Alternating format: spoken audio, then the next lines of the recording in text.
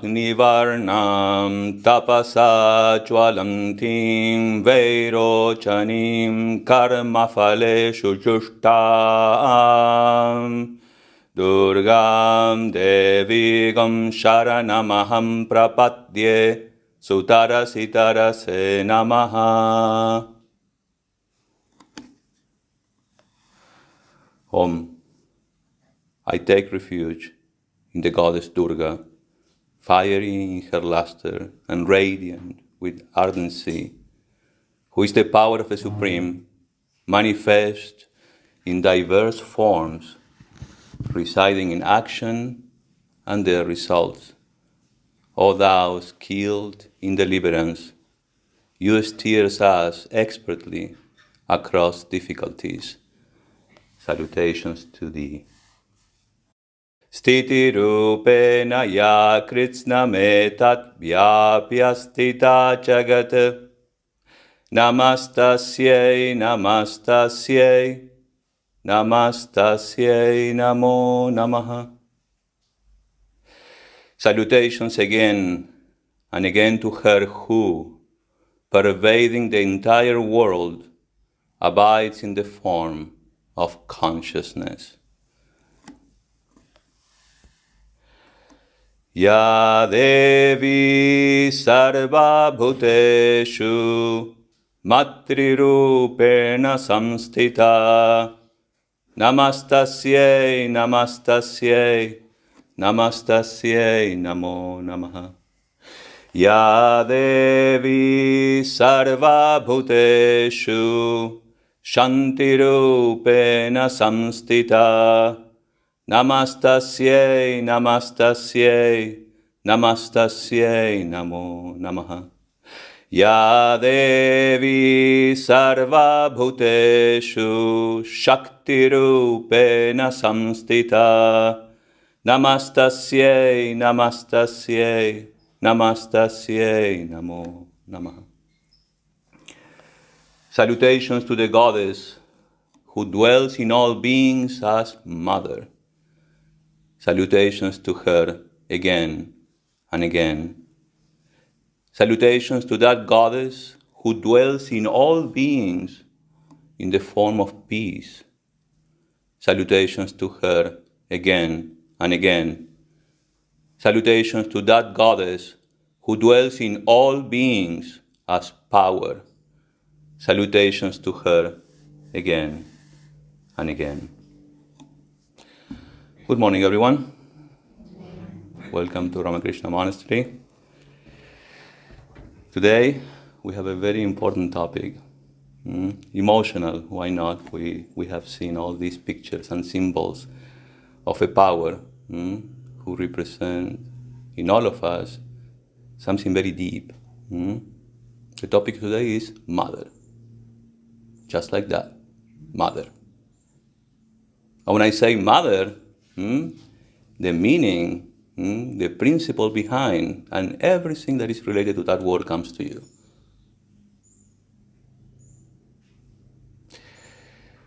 Let us try to analyze first the history of mother in Vedic tradition.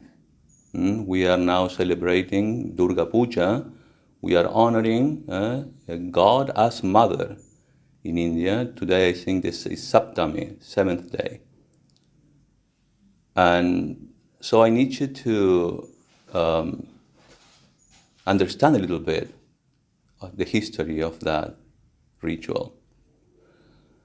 And let us also analyze Mother as God.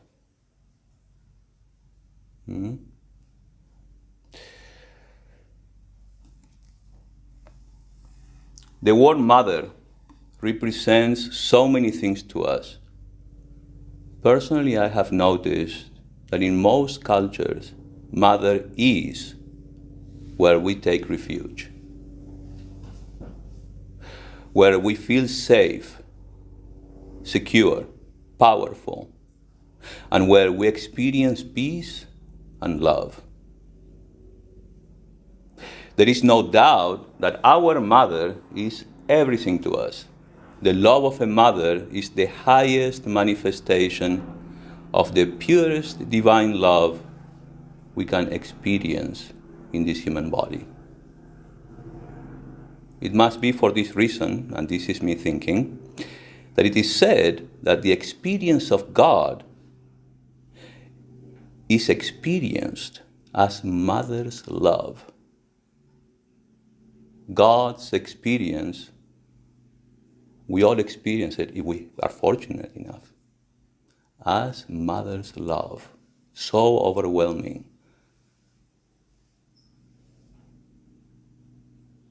There must be something about it. It could be that due to this, mother has been given the highest rank possible. Mother as God, or God is mother. Vedanta accepts the absolute Brahman, the highest principle, as the final ground behind this world of name and form. In and beyond the known universe is an invisible, intelligent, self-existent, eternal, all-pervading, indwelling, superhuman being, commonly called God. This one without a second is impersonal and transcendent, as well as personal and immanent. If you read the Gospel of Sri Ramakrishna or the nectar of the words of Sri Ramakrishna, you will find this all over the place. Sri Ramakrishna communing with God as mother. He says, he who is attributeless also has attributes. He who is Brahman is also Shakti, power. When thought of as inactive, he is called Brahman, and when thought of as the creator, preserver, and destroyer, he is called the primordial energy, Kali, or mother. The changeless essence and changeful immanence are identical, indivisible, and complementary. Impersonal God manifests itself as the personal God, the soul and the world of multiplicity through its infinite power or Shakti. Most of you who have read Vedanta, you've read this many times. Have you internalized this important truth?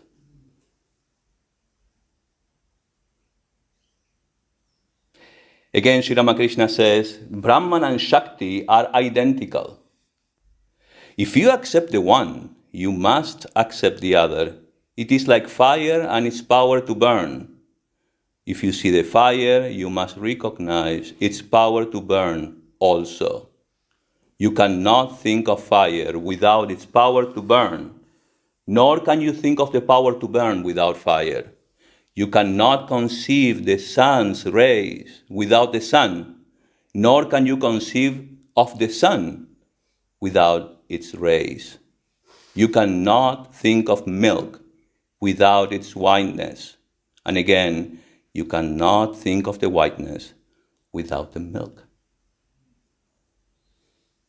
See all these phenomena? Think about it. Thus, one cannot think of Brahman without Shakti or of Shakti without that principle, Brahman. One cannot think of the absolute without the relative, or of the relative without the absolute. According to Vedanta, when the formless and attributeless Supreme Brahman assumes form with the help of its inscrutable power, we call it Maya. It is called Saguna Brahman. It is also called Ishvara. Again, when the formless and attributeless Supreme Brahman assumes form with the help of its inscrutable power called Maya. It is called Ishvara, just for the sake of understanding. Let's call it Ishvara, or God, or Saguna Brahman. But I like Ishvara. There are two aspects to the ultimate reality, the absolute and the relative. From the absolute standpoint, Brahman is impersonal and without attributes, nirguna, whereas that in Sanskrit is called nirguna. Whereas from the relative standpoint, it is called saguna, or the personal God. Do you see it? Then why it is so difficult to conceive the idea of God?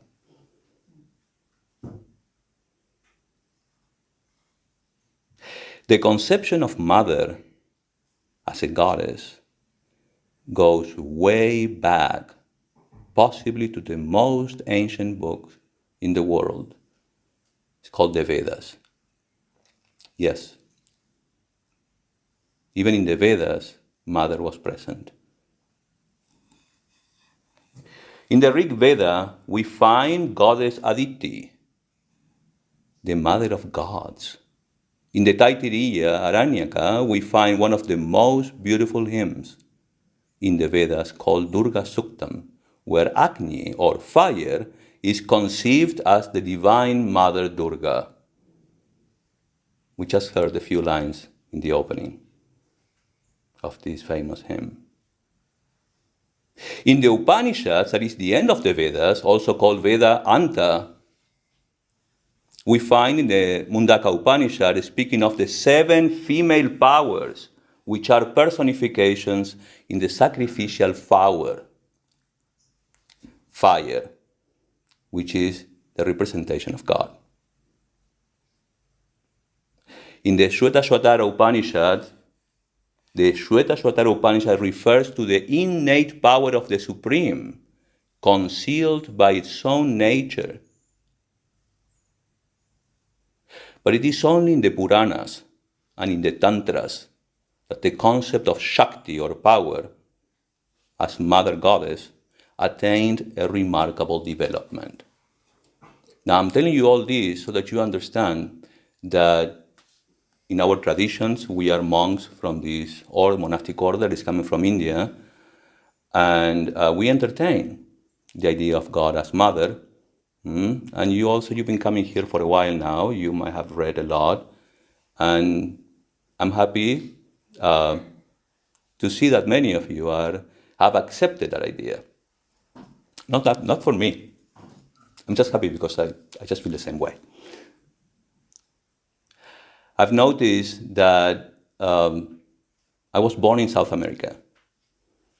I am coming from a Roman Catholic country, and we relate to the idea of mother very naturally. Since we are born, we are introduced to the idea of Virgin Mary as mother. And without me thinking, yes, I was raised Catholic in a Catholic school, so naturally I've been practicing Catholicism. But I've noticed that I would keep mother's picture, small, tiny little picture. I would carry mother with me everywhere. Particularly at the most difficult times, when you have to sit for an examination, you get hold of that picture of mother, little stamp, in your hands. I don't know what it is, but that made me feel safe, secure, and why not, powerful.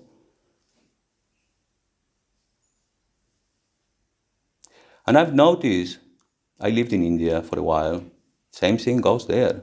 The idea of mother is everywhere, but also here. I've not, even though this is not a Roman Catholic country, Christian for sure, or everything, Protestant, But the idea of mother, whenever it is introduced to you, you also accept it naturally, as if you knew exactly what it means. You don't question it much. Mother means something to all of us. Know that this is coming from ancient times. In our culture, that is India, that is coming from India, Vedanta, it was in the primary books. It's called the Vedas. I'm saying here that it only achieved its fulfillment, it flourished in the secondary books. It's called the Puranas. It is in the Puranas and in the Tantras that the concept of Shakti as mother goddess attained remarkable development. The concept of mother as goddess appears in the secondary scriptures, the primary being the Vedas or the Upanishads, and the secondary being, among others, the Puranas. The Puranas are popular religious literature where we find stories that exemplify duties and rules enjoined in the Vedas. Even though these stories may appear fictitious, it is through them that eternal truth are conveyed. Mythology or mythological stories. In the vast and varied corpus of the Puranic literature, where the abstract principle of the Vedas and the Upanishads are manifested in more concrete forms, easy to understand, with images, Shakti appears in the form of such deities as Chandi, Durga, Jagatdatri, and Annapurna. The voluminous deity Bhagavata, Devi Bhagavata, is devoted to the celebration of various exploits of the great goddess. Another important Shakta text is the Devi Mahatmya, or Durga Saptashati,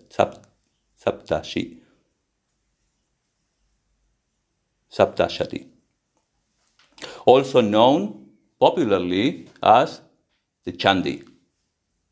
Those who are from India can understand this. Comprising 13 chapters from the Markandeya Purana, this text elaborates upon the concept of Shakti as the great mother and the highest truth through allegory, and is regarded as the most sacred text of the mother worshippers in India.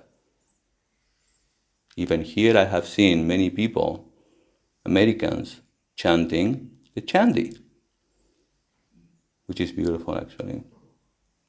But the topic is not the Chandi. This is just to give you an introduction, an idea. In the Chandi, the goddess has been mainly styled as Devi. But she became well known in later times as Durga, Mother Durga. Are you following? Good. The conception of God as Divine Mother attained its fullest flowering at the hands of the Shakta followers. Shakta is the sect that are worshippers of Mother in India. They not only developed the elaborate forms and rituals connected with Shakti worship, but also gave a profound philosophical basis of their faith and practice. Now, why am I saying all this?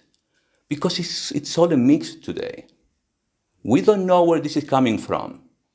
In India, it is coming from the Shakta, from the Shaivas, Vaishnavas. Mother is mother. The vast Tantra literature represents not only the various cults and ritualistic practices of the Shaktism, followers of Shakti, but also its religious ideology and philosophy. It wouldn't be incorrect to say that in Shaktism, mother worship attained its culmination. According to the Shakti philosophy enshrined in the Tantras, the ultimate reality as pure unchanging consciousness is called Shiva. In Vedanta we call it Brahman. And its power, appearing as the flux of mind and matter in creation, is known as Shakti, the cosmic power or primordial energy. In Vedanta we call it Maya. Shiva is pure being, devoid of all relativity. Shakti is the active personal being and includes all individual souls.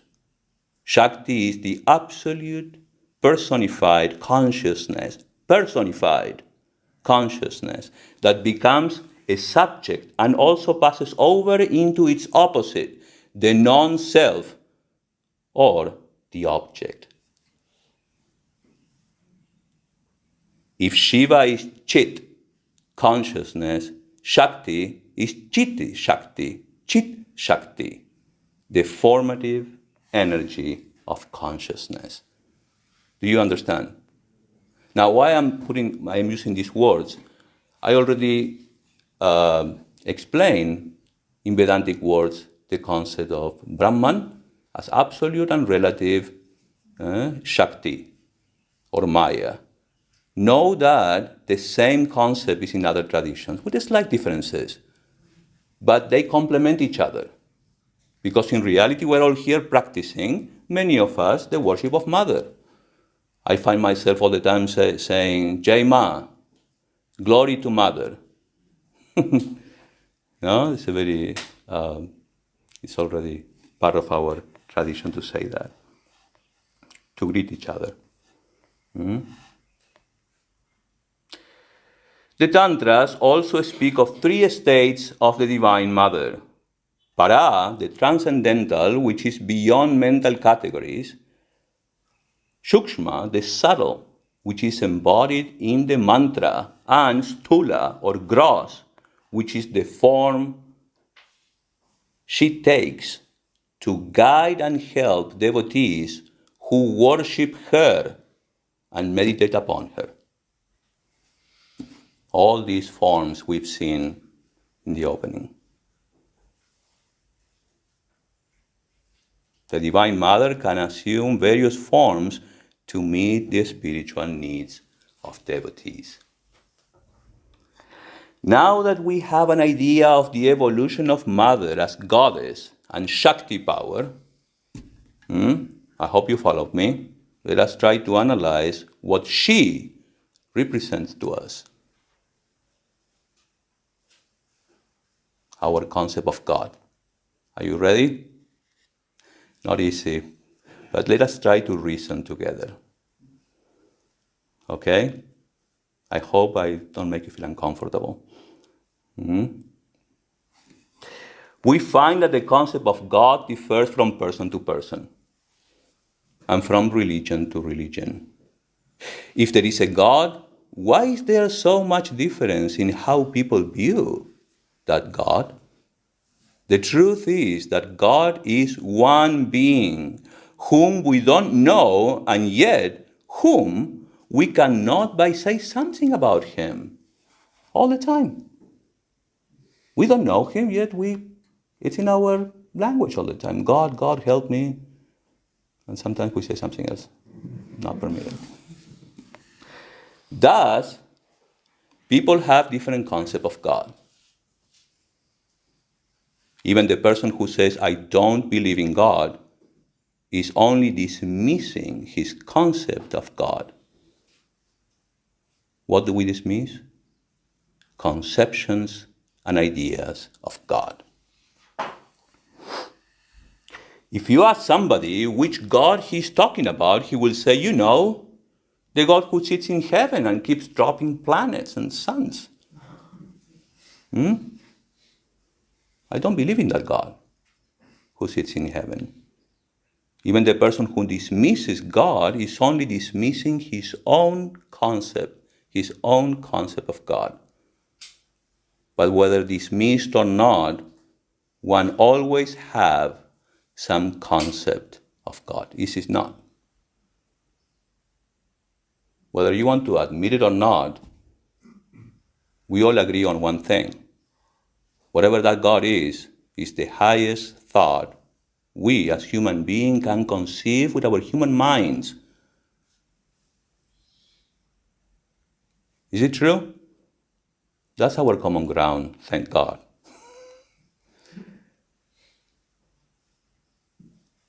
It's the highest thought we can conceive. Even the person who dismisses God is only dismissing his own concept of God. But whether dismissed or not, one always has some concept or idea of God. We cannot avoid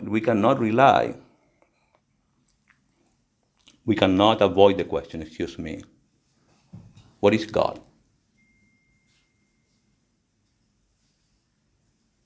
Because God is part of our psyche. We cannot deny and avoid this question. Whether you have dismissed or accepted God, his existence remains a mystery to you, to us. And we find ourselves in a given scheme of things that consists on certain laws, for sure. We find ourselves in a given scheme bound by certain laws. Do you agree? Definitely there are certain laws, my friends. Cannot escape. These laws are many and varied, but they do form a universe. There is a given world we all see, a given scheme of things. And in this scheme of things, you find you're a person. I am a person too. We call them individuals. This individual has certain qualities or characteristics. A physical body that is alive, born alive, is capable of growing old, subject to aging, and eventually, you know what's coming. Goodbye. Passing away. That, for certain. These are facts of life. When I look at this body, I find it consists of certain laws.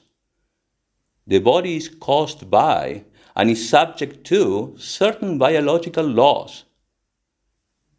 There are also psychological laws that govern the body, and there are definitely psychological laws.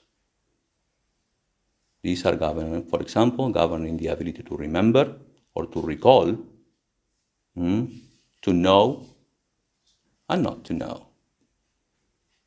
All these laws can be brought under one single word, and this is very important. This idea, there is order.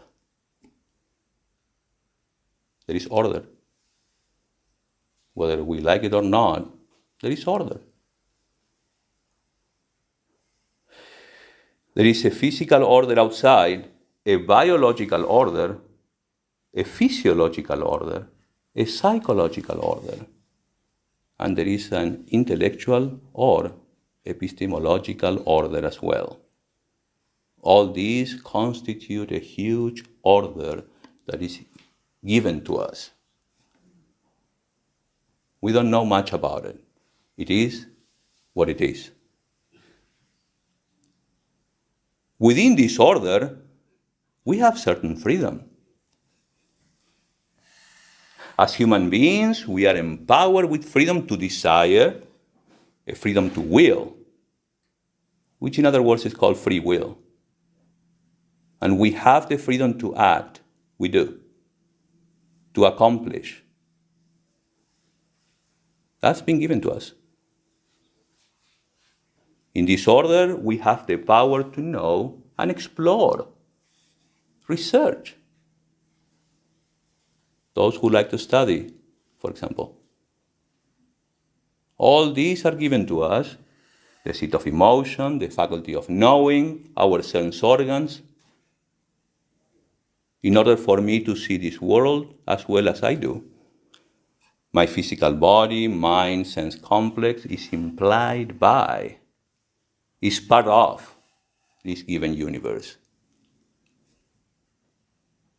And when I increase my knowledge, I see the world more clearly. Both that capacity and that knowledge are also given to me. It's like the small picture. We see this much. When we get to know and expand, we see more of the whole picture. So much is given, in fact, that no one can say that he or she has created something, has done something, has written something, or has discovered something. The real truth is that nobody can claim to be the author of anything in this world, including a person who has discovered something not known before. I've talked about this as a very, very important fact of life that can make us a little more humble and help us deal with our ego. We usually like to acknowledge, oh, me, it was me, signed by me. Did you know that in India there are so many Sanskrit scriptures that have no name? Meaning we don't know who wrote them. We say Vyasa as a generic name. Oh, it was Vyasa. Vyasa is so many Vyasas.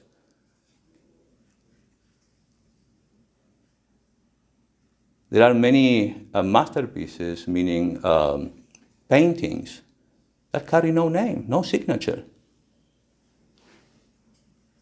That is part of the culture. There must be something already there for him or for her to discover something. So many things are involved. Contributions from other people that help this person discover. We have to be humble enough to accept this. Nobody truly is the author of anything here. But there is a fact. Even though that potential is given, we also have the capacity to tap into that potential. Meaning it's up to us to do it. I can talk about personal motivation, self-development, and all that. This is not the topic for today. But it's on us to make that decision. We find ourselves in a given world with a given body, mind, sense complex. This is the truth, and nobody can deny this. It is our experience. When a child asks the fundamental question, Dad, tell me, who made all this? You've been there. Dad says, Dad can only say what he himself was told when he was young and never questioned the answer afterwards. When he was young, he was told that God made all this, and nobody questioned them further. But the boy is not satisfied. He persists with questions. Where is that God? Where? Have you seen him? And the father says, I have not seen him. I hope to see him. One thing I know, he's in heaven. Did it happen to you? Who created heaven, Dad?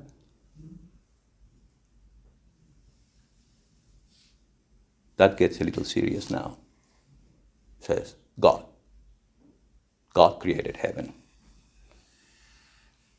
Where was God before God created heaven? The child asked. The father says, God was in hell when he created heaven. Hell was so hot He couldn't really sit there. There was no air conditioning. Therefore, he created heaven and kept certain people there. Who created hell? Finally, he has to say, God also created hell. But where was God before he created hell? The Father says, shut up, enough.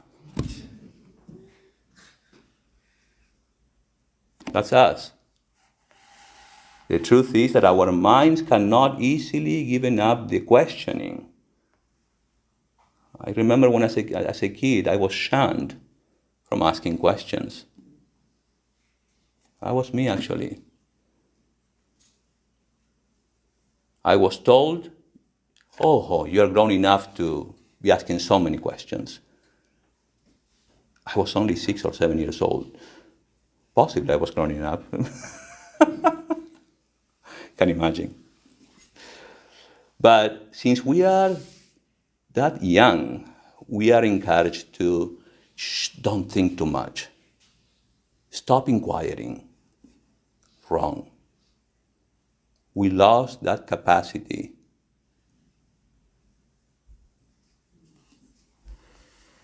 Later in life, we find ourselves saying, oh, I'm an agnostic.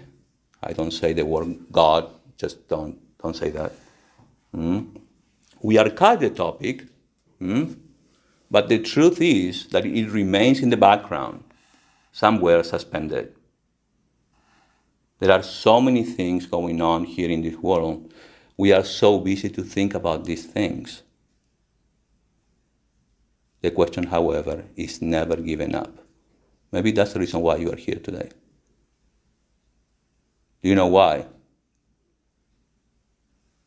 The question is simply lying there, dormant. Because as rational beings that we are, we need answers.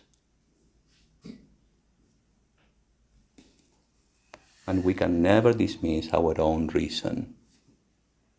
This question is so important, so extremely important to all of us. And I'm sorry. Because it affects our personal life, our daily life. Unless this question is answered to some extent, that we are a little bit satisfied, we feel insecure in this world. Insecure. Everyone is born helpless. And to compensate, everyone is born with the capacity to trust. Trust.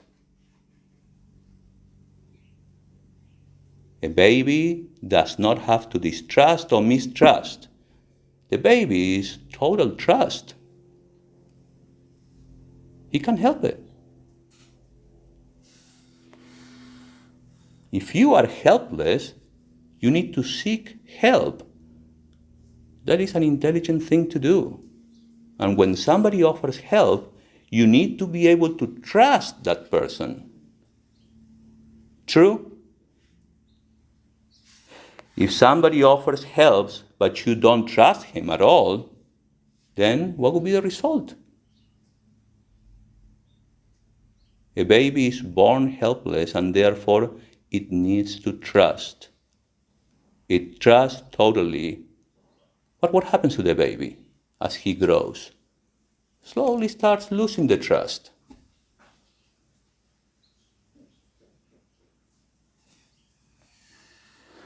That is because for the growing child, dad and mom are infallible, almighty, until he grows up and discovers it was not quite so. We think of our parents, we used to think as great, almighty, all-knowers. And then we say, oh, okay, after all, they're just like me, they're trying to figure it out. We lose trust, and afterwards, all our life, we keep searching for that infallible.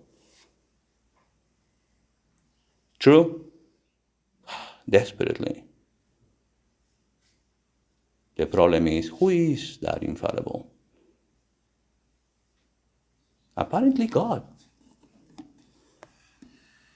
Depending on how God is introduced to our life, God is presented as all the good things, and all the opposite qualities are said to belong to a devil or Satan. As a result, we have a vertical division in our psyche. In Vedanta, the vision of God is a whole vision without such a split. The truth is that there cannot be many versions of God, like the fact that 1 plus 1 equals 2. The truth about the nature of God is not open for any kind of accommodation. You cannot compromise the reality of what we call God. It's one. You cannot choose to have 1 plus 1 equal 3. That is not a cultural thing. It's not like music. You say, oh, that's their music, that's my music, You accommodate. It's a style, it's valid. Here, 1 plus 1 equals 2, period.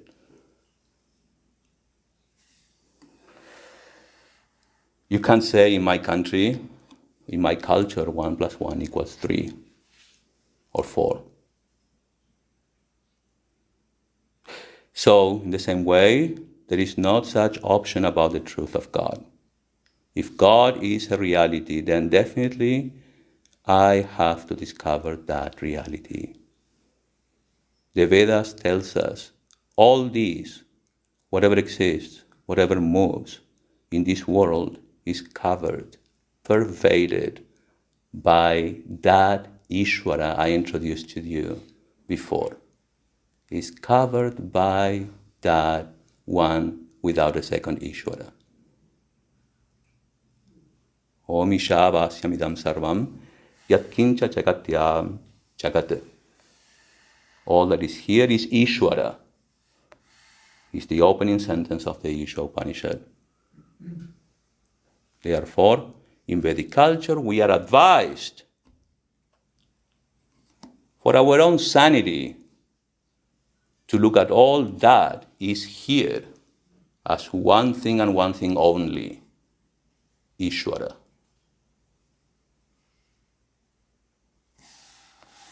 There is nothing other than Ishvara.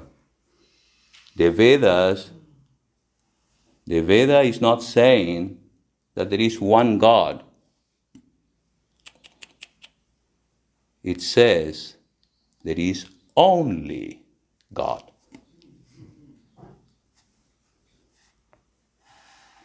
Everything here is Ishvara alone. When that is understood, you will find that everything is holy. There is nothing we can call unholy. Now, who do we call Ishvara? Sri Ramakrishna says, he who is attributeless also has attributes. He who is Brahman is also Shakti. When thought as inactive, he is called Brahman, and when thought as the creator, preserver, and destroyer, he is called the primordial energy, Kali, Mother. The more we comprehend God as immanent and resident in nature, the more clearly we understand that God is our mother as well as our father. When we see that nature or the feminine principle is inseparable from the being capital or the masculine element, when we realize that nature is not passive or powerless, but the divine energy, then we understand that God is one stupendous whole in whom exist both masculine and feminine principles. Then we no longer separate nature from God. but we recognize nature as part of the manifested divine energy. This universe is not a chaos, but a harmonious whole. Are you following? Come with me. Still, I need some more time. We'll come to a conclusion. It is not an aimless chain of changes, which we call evolution, but there is an orderly hidden purpose at every step of this so-called evolution. Therefore, that energy is intelligent. We may call this self-existing, intelligent, eternal cosmic energy the mother of the universe. She's the source of infinite forces and infinite phenomena. This eternal energy is called in Sanskrit Prakriti. In Latin, it's called procreatrix, the creative power of the universe.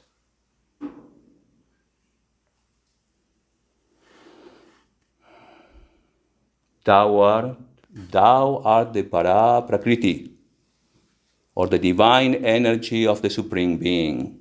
Of thee is born everything of the universe. Therefore, thou art the mother of the universe.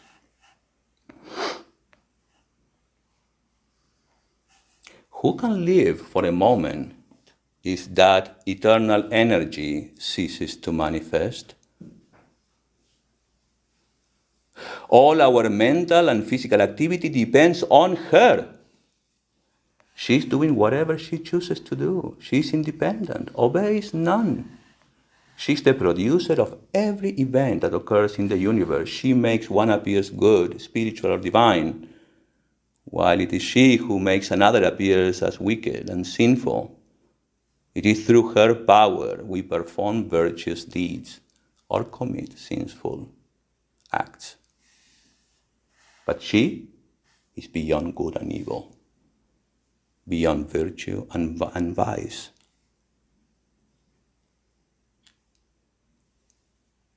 Who is Ishvara?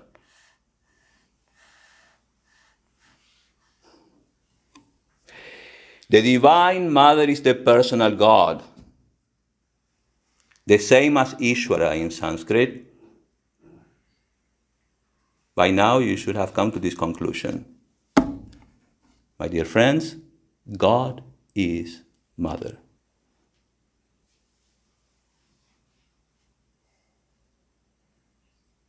Brahman, or the absolute substance, or the universal spirit, is the impersonal being. Brahman is neither masculine nor feminine, but the personal God is masculine and feminine, both in one. Energy and being, energy, Shakti, and being, the self, are inseparable in that personal God. As pure being without energy cannot produce any phenomena, and as energy possesses all activity and is the mother of all forces and phenomena, the personal God is most appropriately called Mother, the mother of the universe.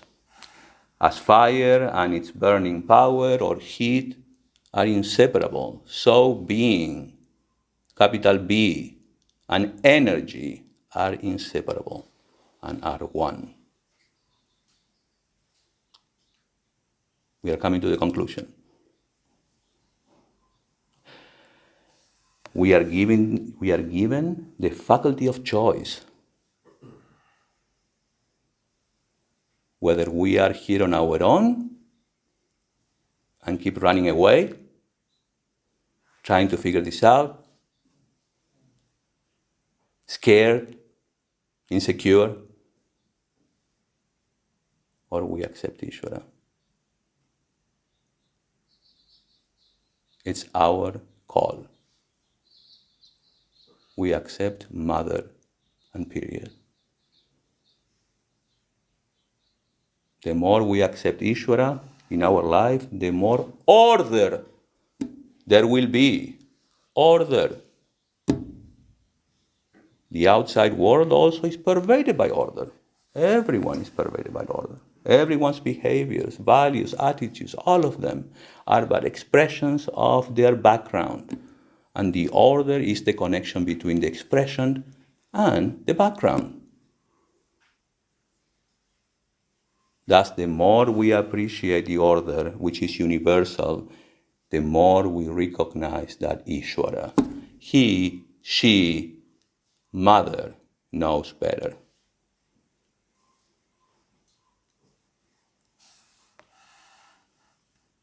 In that, there is sanity. And we finally find peace.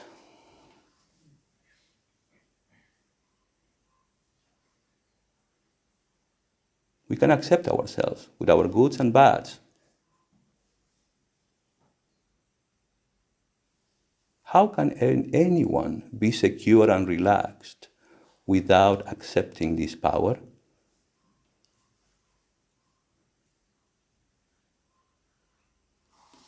In the Bhagavad Gita, the Lord says, those whose minds are in me are always satisfied and full of joy.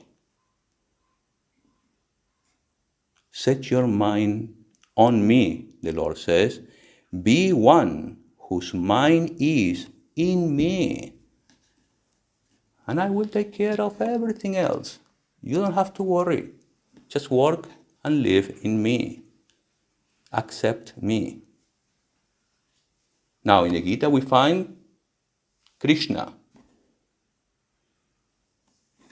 his mother.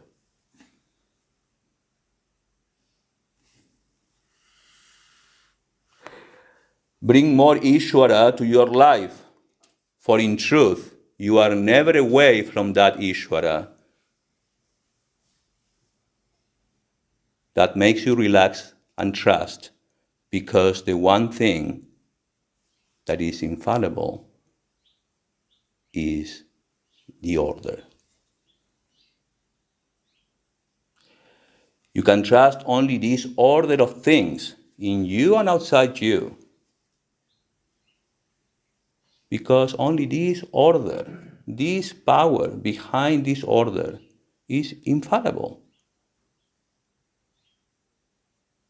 This order also provides you with capacities and powers to neutralize the effects of circumstances that are not acceptable to you.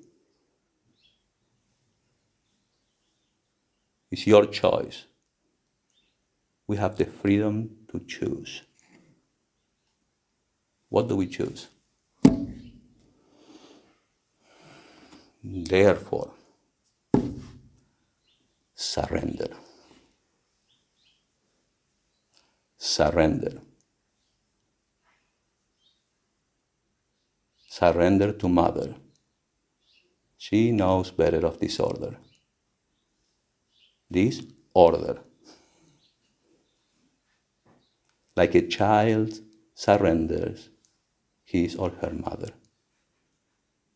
Surrender is nothing but an attitude made with love and respect.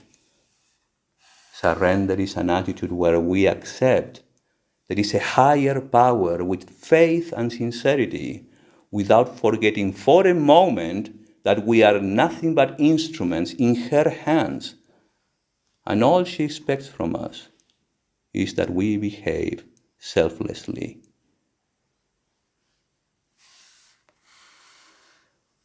I like what Sri Aurobindo says. For you, there is a beautiful book called The Mother by Sri Aurobindo. Aurobindo says, there must be a total and sincere surrender. There must be an exclusive self-opening to the divine power. There must be a constant and integral choice of the truth that is descending, a constant and integral rejection of the falsehood of the mental, vital, and physical powers and appearances that still rule the earth nature. The falsehood The surrender must be total and seize all parts of the being. Reject the false notion that the divine power will do and is bound to do everything for you at your demand, even though you do not satisfy the conditions laid down by the Supreme. Stop thinking that the world needs to behave the way I want the world to behave. Accept what it is. Let's move on. Make your surrender true and complete. Then only will all else be done for you.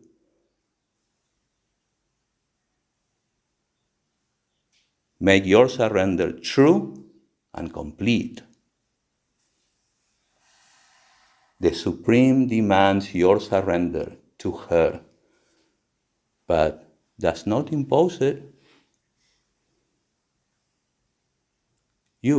We are free at every moment. It's our choice.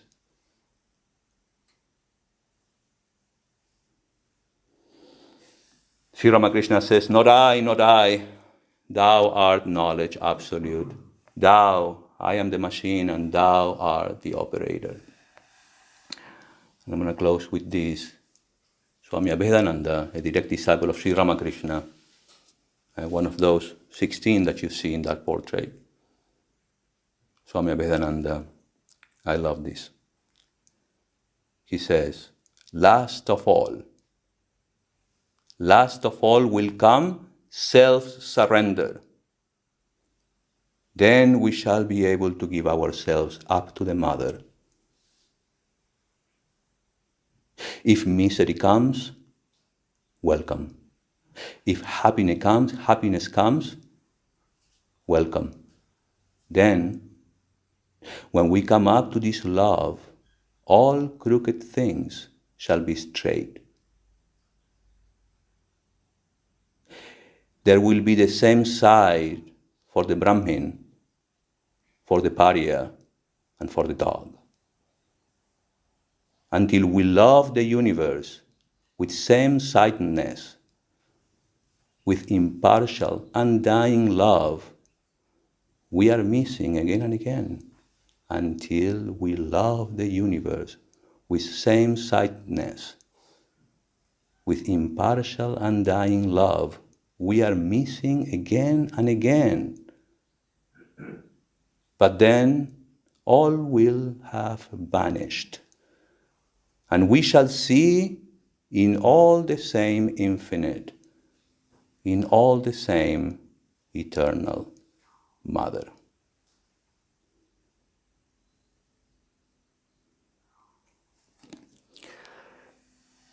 Tvameva mata cha pita tvameva Tvameva bandhuscha sakha tvameva Tvameva vidya dravinam tvameva Tvameva sarvam mama deva deva.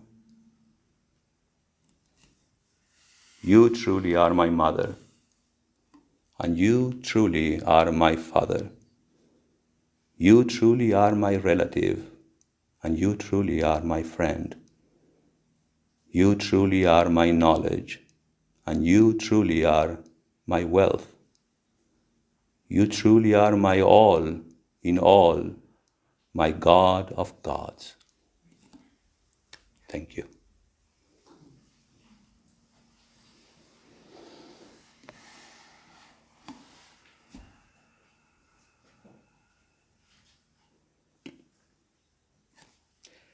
You've seen in the opening all these pictures, symbols of Mother.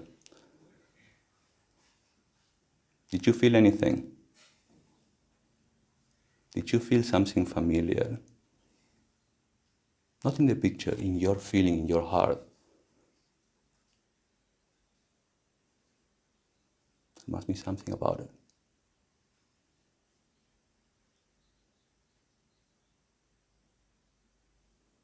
we want to do this, is we want to live in this world and enjoy living here, we have to surrender.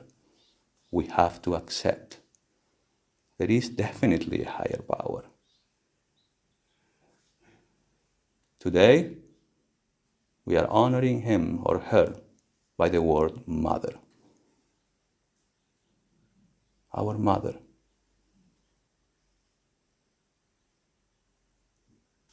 Any questions? We need a mic.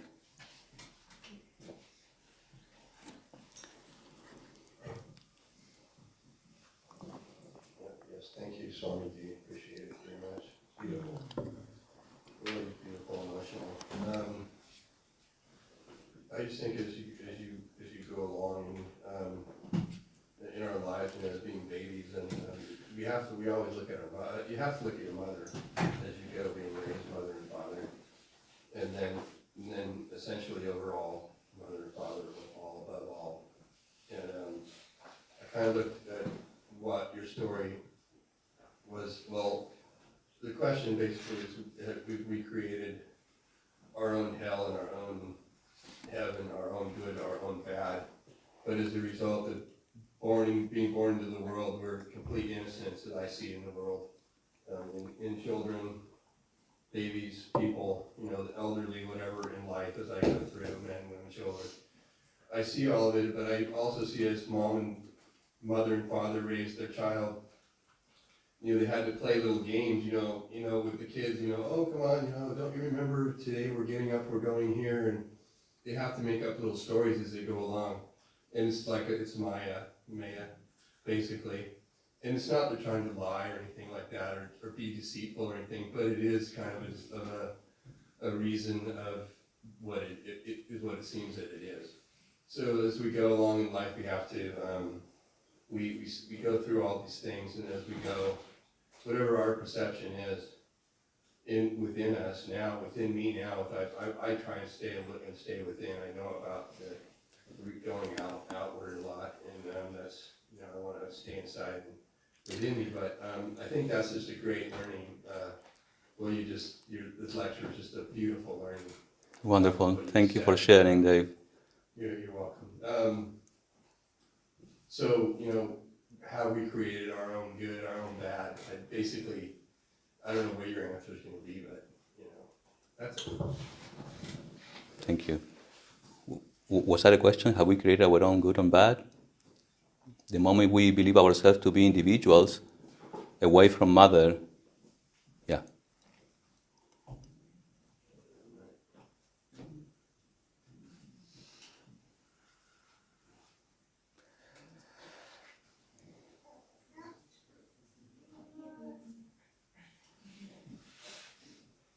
Anyone else?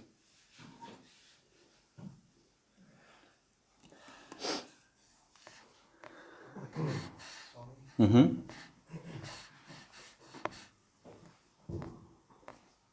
No question, but a tiny comment. Accepting that everything that happens is mother. She's giving me, her child, what she thinks is right for me in that moment. I go mountain biking a lot. Sometimes I don't think I can make it. Then I remember it's mother's doing the balancing, she's doing the steering, the driving, she's doing the slipping. When I fall, it's her that's making me fall. And so far not having injured me too badly. Losing the fear that anything bad could come my way that isn't my mother. Losing that fear is just as you described it. It brings peace and it brings order. And even the stuff that hurts is love. So it's very comforting, yeah. I see sometimes challenges come to our life. Mm-hmm. We have all these laws we are subject to, and we have to struggle. That's the game. We are as if on a pan, where oil is on the pan, and we are all on the stove. We are all jumping until the end. No? So struggles are there for us to be overcome. But always, it gets easier if you get hold of Mother.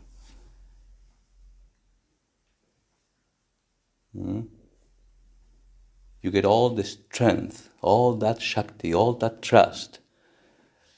Whatever happens, but I'm going to try my best. I'm going to give you my best, Mother. I'm going to use all the means before me to be a better person, to overcome my limitations. But I'm going to get hold of you so that you give me the strength and power to do it. And Mother is not just in me, it's everywhere. So a dharmic way of life, a mother-centered life is what it's all about. Good morning. Thank you so much. I really appreciate how you talked about our relationship with our actual mother and father, and how, to the degree that we lose trust in them and their ability to offer that unconditional love and support, that often, you transfer that onto your vision of a loving higher power. And yeah, so I was just wondering if you had any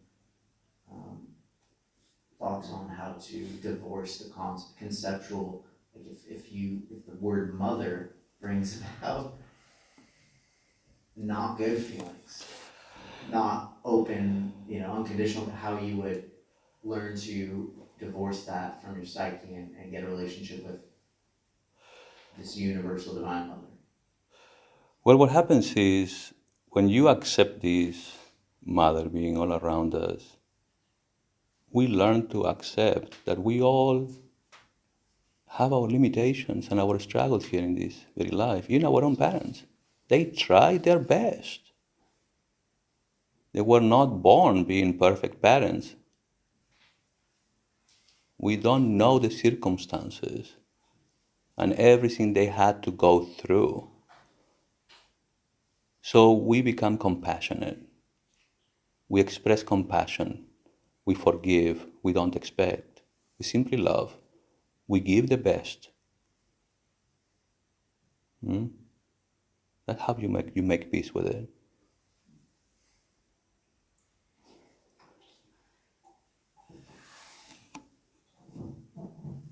Thank you very much. It was wonderful.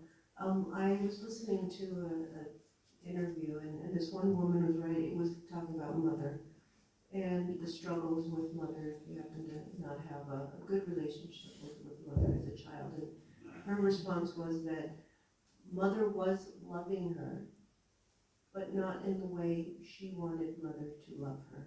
Mm-hmm. And that she needed to understand that the love comes from loving oneself. And once you see within you, God within you, and you love, then you understand that Mother did love you, but not the way that you wanted to, and how other transferring that too. No one's going to love you like you're going to love yourself. Well, that is true, but when we, again, I was telling Sat, when we are able to forgive, they've tried their best with whatever they had in front of them. I mean, they could have tried better sometimes, no doubt about it. They didn't have the tools, or they didn't have that strength within them. So they struggled to stay on the surface. And with kids and all, what do we learn from this? Now that we know, regardless of what role in life we are given, whether you are a mother or the child, or the son or the daughter, we are all here under the realm of one single mother. When we accept that, we open up to it and we are able to give. Even to give what we are not given. Maybe as a kid.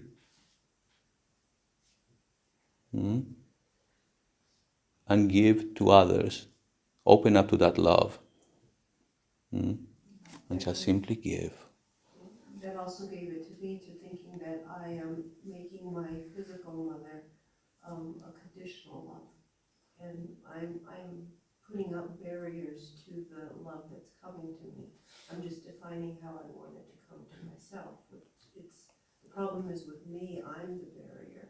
And with God as well, it's the barriers within myself that prevents me from being one. Well, sometimes we have to stop being so hard on ourselves and accept ourselves with all our imperfections and with all our limitations, and just embrace the truth that is before us. We might not have experienced it completely because we are not so open to it. Give it a chance. You see, give it a chance to surrender. Loving yourself. Loving yourself is being able to sit with yourself. Get your stuff together. Your goods and bad. And say, okay, own them. You know what? It is what it is. Whether I like it or not. Now, what do you do from then on? Do you work with your limitations, trying to overcome or, to become a better person? You have to acknowledge that. You just can't ignore, Sometimes, we call ourselves very Vedantic or, spiritual. And in the world, we behave like it's embarrassing.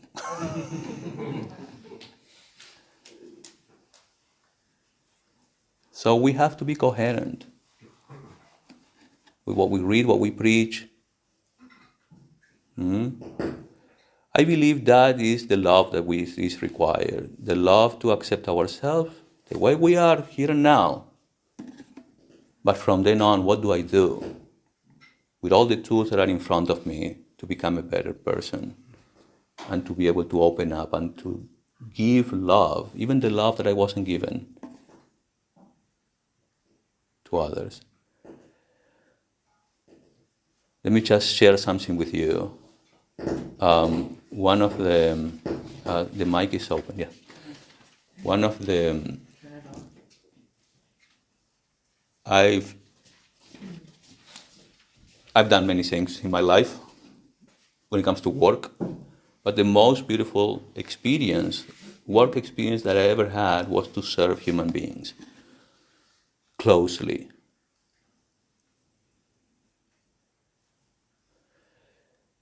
I don't know, maybe because it's a human being, I don't know, but you forget yourself. You just forget yourself and you just give what is needed. You just want to make sure that that person is comfortable. You just want to make sure that he or she feels secure, safe.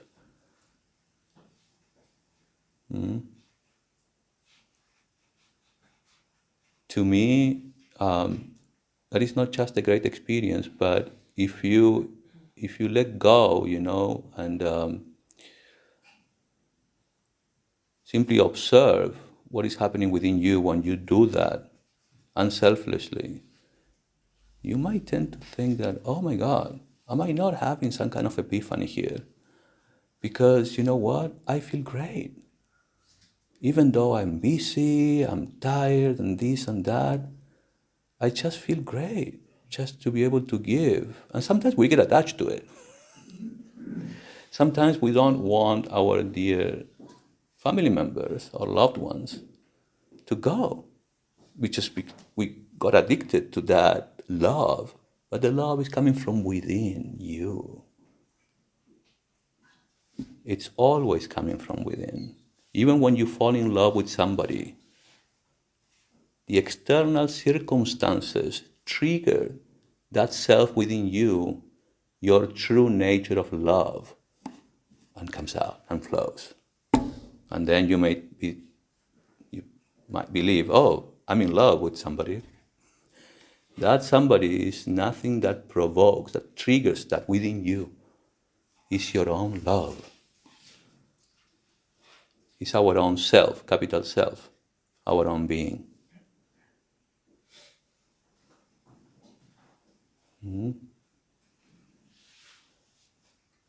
Now, what if we open our heart not just to a single person, not just to certain circumstances? And I know this is hard. Open your heart to Mother. What will you give? Love. You're going to give her love.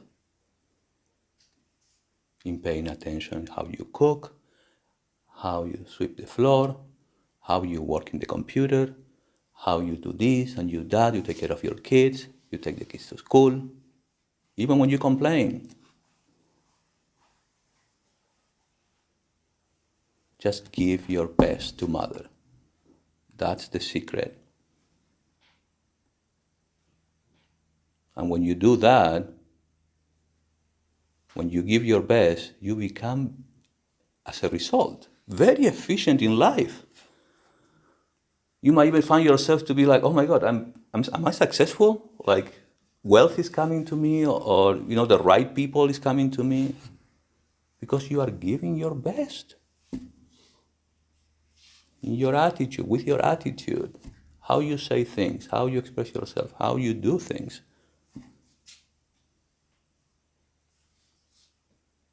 Then you experience peace and you live in joy.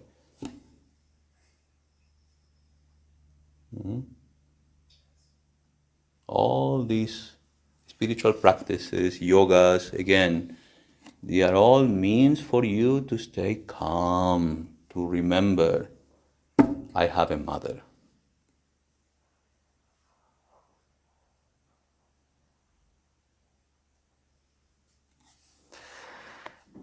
No more questions? Let us close. Om Purnamadah Purnamidam Purnat Purnamudachyate Purnasya Purnamadaya Purnamevavashishyate. Om Shanti Shanti Shanti. Om, that outer world is Purna, full of divine consciousness. This inner world is also Purna, full of divine consciousness. From Purna comes Purna. From the fullness of divine consciousness, the world is manifested. Taking Purna from Purna, Purna indeed remains, because divine consciousness is non-dual and infinite. Om, peace, peace, peace. Thank you so much.